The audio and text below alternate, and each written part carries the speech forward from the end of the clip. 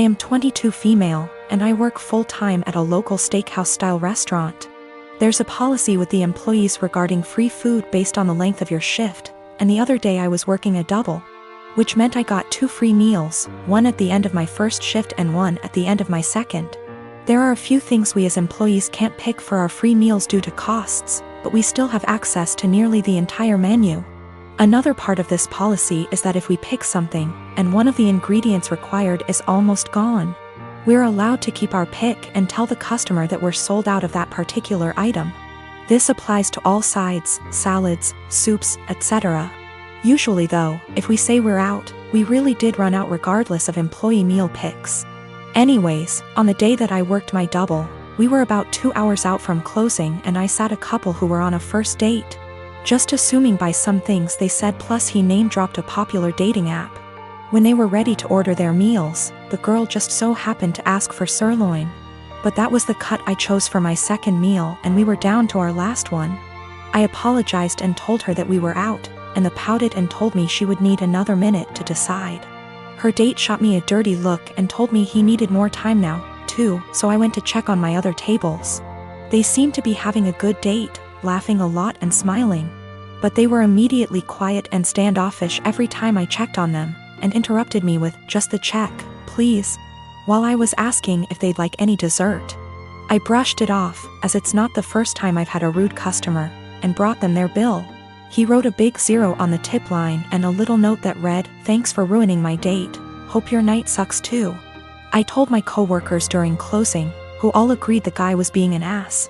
But when I called up my dad the next day and the topic of work and those particular customers came up, he told me I should have been less selfish and just let the woman have the sirloin and that I should have picked something else. He told me they didn't handle it very well, but that young lady had probably been looking forward to that steak. You knew you could have given it to her and you didn't. I'm honestly a little disappointed in you. That really hurt my feelings and I've been wondering if I was actually in the wrong. I don't believe it was a money thing. The guy ordered a pretty expensive seafood dish and the girl had one of our pricier cocktails. The sirloin is not our cheapest steak option. Yes, I'm aware that it's a weird policy. But it's our policy and my bosses encourage employee satisfaction so that we can ensure customer satisfaction. I do not eat steak for free every day I work there. I have it once every 1 to 2 weeks. I have been with my partner for 7 years. We initially met online, and after meeting in person a few times, and realizing our affection for one another, we found it promising to move in together. I moved from California to Pennsylvania to be with him throughout graduate school. All was seemingly well during this time. I have never really had any reason to not trust him. I encouraged him to very much so, to try his best to make friends, or to explore hobbies on his own outside of the various ones we share, because I have my own passions.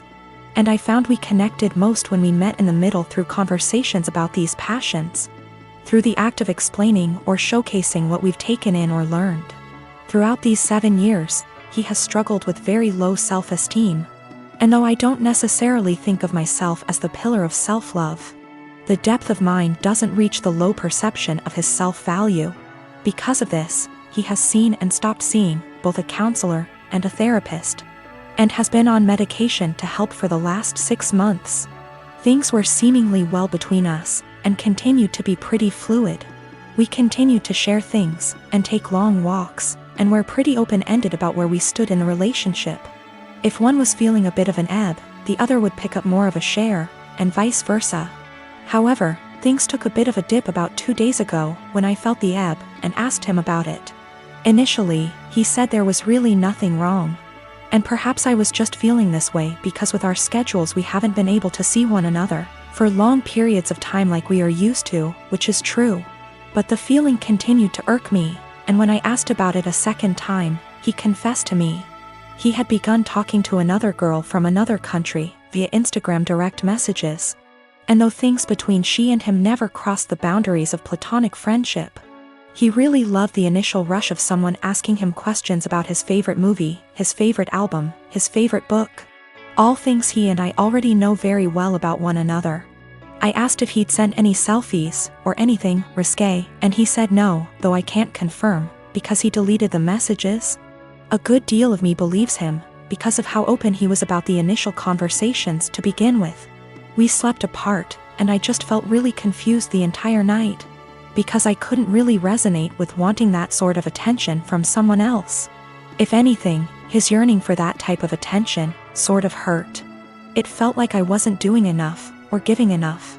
The next morning, though I don't have an Instagram, and am not on the app, I went to check his using the desktop version, and found that posts where he once called me the love of his life, or a specific post with a gift I gave him that once said, "Greatest gift from the greatest girl," were still on his profile, but the words, girlfriend, or love of my life, were completed erased. With this realization, my confusion and hurt turned to very real heartache.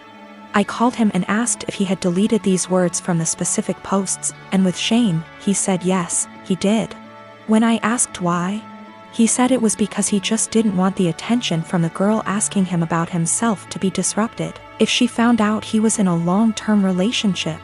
I guess this is where I asked the obvious and questioned why someone who is just asking about your favorite books, movies, etc., would be driven away by the fact that you have a girlfriend. And he said he didn't know why he did it, and that it was a massive mistake. At the risk of seeming toxic, and I will take full accountability for seeming so or being so, I asked him to please deactivate his Instagram for the time being while we sort through this, his Twitter as well. He did, and though I was feeling a bit of relief about that, I couldn't help but feel a bit saddened that he didn't choose to do that on his own for the benefit of our relationship. He had to wait for me to ask. Which again, just made me feel like such a toxic and controlling partner. Two things I always strive to be so far from. When he got home from work, we discussed everything at massive length, and he continued to swear up and down that these conversations pertained strictly to music, movies, and books, and he didn't have interest in her. Just interest in the initial rush of the attention he was receiving. We read a few articles, and he broke things down to me as his self-esteem has never been lower. Despite his career as a doctor being at a high, and his finances in order, he felt things with his music weren't taking off. And with that came a feeling that he wasn't special, and it was nice for someone to make him feel that way. I felt shame and asked him if I wasn't doing enough or giving enough to him to make him feel that way. He said, I defiantly was. But my love, and attention and affection, became a pillar he could rely on, and got used to, so with new attention came a rush. And he liked that. I asked him if he wanted to be single, and find that rush in dating new people. And he kept insisting that that's so far from what he wants. He wants to remain a couple, and do all he can to work on these things together. Though I can't help but correlate that feeling he enjoys with the feeling of a first date.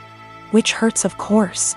I told him I didn't really see how we could move past this because there was nothing much for me to make an attempt to work on moving forward. This seems to be a self-stemming problem that I emphasize with, but just don't want to be on the receiving end of the counter effects. So though it is incredibly uneasy to begin to think of how difficult it'll be to begin again, it is just as difficult to think about how difficult it would be to stay and try to rebuild back up an issue that I feel like just a bystander. When it comes to this has all been very painful, and if this comes to an end, I just want it to be as civil and as possible. He deserves to love himself, but not at the expense of the love we have between us. I deserve love that is stable and comforting, and not laced with newfound paranoia. Despite this all, my heart is still very much in this, of course, and he has been very vocal about how it was just one mistake. Nothing happened, we can work through this, etc. And I secretly keep hoping he will make a step, any step really, to showcase these words and implement action. Seek a new therapist. Find the two of us a relationship counselor, buy a book on self-help or on how couple conquer affairs, anything at all. Without me having to be the one to ask him. I just want him to have that yearning that he continues to say he has, but instead of saying it, I was him to show me. That makes me irrational or just plain dumb. I believe to be in a state where I can handle either answer, or something completely different just the same. Do all think I'm blowing something completely out of proportion? Given how this was an exchange of conversation between him and another girl for just a few days, and his erasure of me on his profile was only for about 2 days? This has been a first in this relationship, this has been a first in my life, truthfully. I just felt completely vulnerable and isolated. My husband and I have been married for 3 years now. I have a daughter, 15 years old, and he has a son, 24 years old. I am friendly with my stepson, but we aren't close. He has a biological mother who is a perfectly fine woman. I'm not here to take the role of his mom. My late husband, my daughter's father, died when my daughter was 6. We both contributed to her college fund. My daughter's paternal grandparents have also contributed a large amount. Right now, the fund has about $180,000. My daughter is extremely bright, and I'm not just saying that because I'm her mom.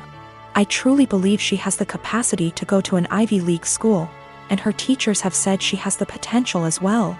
And I don't want costs to hold her back. Our income would be too high to get any meaningful financial aid. And while there are a few merit-based scholarships out there that she will be applying to, we don't want to put all our eggs in one basket and hope she gets it when it's so competitive. My current husband and I have separate finances. He doesn't contribute at all to my daughter's fund. My stepson is struggling with a heroin addiction and has stolen money, jewelry, heirlooms, and electronics from us for drug money. I understand that addiction is a disease, and I personally paid for an outpatient detox for him, which cost $1,000, which failed. His father then paid for an outpatient rehab program, which cost $6,500, which also didn't work because he barely showed up. He promised us he'd do better next time and he needed another chance. So I split the cost of another $6,500 outpatient rehab program with my husband, which seemed to work during program, but he relapsed as soon as he got out of it. I have spent so much money, time, and energy and it hasn't helped at all. My husband and my stepson want to try a 60-day inpatient rehab program, which will cost $30,000. I had absolutely no idea where they were supposed to get the money for that, considering the thousands and thousands of dollars that were already spent, and the fact that we no longer had anything of value in our house. They want to use my daughter's college fund, which to me is absolutely off limits. I feel like it's completely unfair to my daughter to punish her for my stepson's addiction. Unfair to my late husband and his parents, but frankly, I don't think spending $30,000 will work. My husband thinks I'm an asshole because I'm prioritizing my daughter's education over his son's life. And he believes medical needs come first. He then asked my daughter if she'd be willing to use $30,000 from her fund to pay for her stepbrother's rehab. And she got very quiet and did not answer. He then got very upset with her and said she was being selfish. My daughter later told me that she didn't want to give her stepbrother the money, but she felt so guilty. And I am furious at my husband for emotionally guilt-tripping my daughter like that. About 5 years ago, my now estranged daughter, Edie, cheated on her boyfriend, Brad, and got together with a guy, Ken. He quickly started isolating her from family and my husband and I from her kids. Brad had moved back to his home state devastated after the breakup. I discussed red flags her. I let her know we are here for her and concerned. Her and Ken suddenly took off and moved to another state.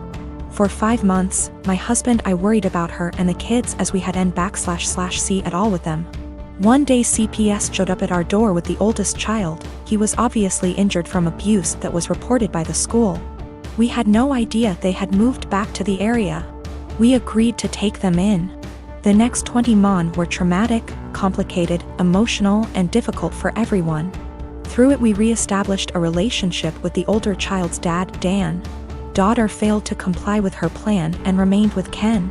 Dan worked hard to get custody of his child and he gave Edie scheduled weekly phone calls. She called oldest child 2x nothing since. We agreed to permanent custody of youngest. In the process, I put aside the hurt Edie caused and agreed to scheduled weekly phone calls and supervised visits in person when schedules allowed. Legally, any or no contact is at my sole discretion. Ken was not allowed to interfere //attend.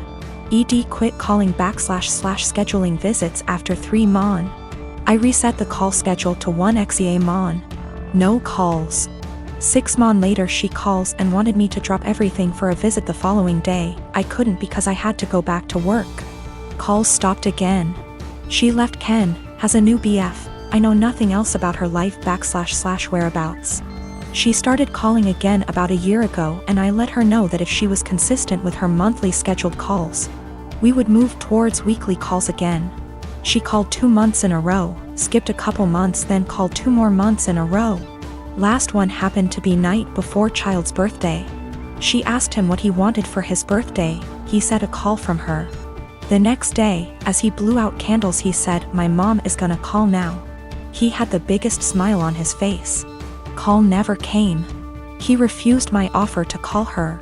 We survived an emotional meltdown. Next month, no call, just a text after with a lame timing excuse as to why and sorry about the birthday call, she didn't feel well. Following month, I get a text that ED feels ill again, won't be calling. I am beyond frustrated at this point. I have looked past her refusal to rebuild a relationship with us, but when it comes to the kids my heart aches for them. Hey race, where I might be the I responded, "Parents do not get sick time. We all had COVID recently, including me, and I still took care of the children. If you do not have any time for him once a month, I don't want my time wasted with your excuses." Of course, calls stopped again.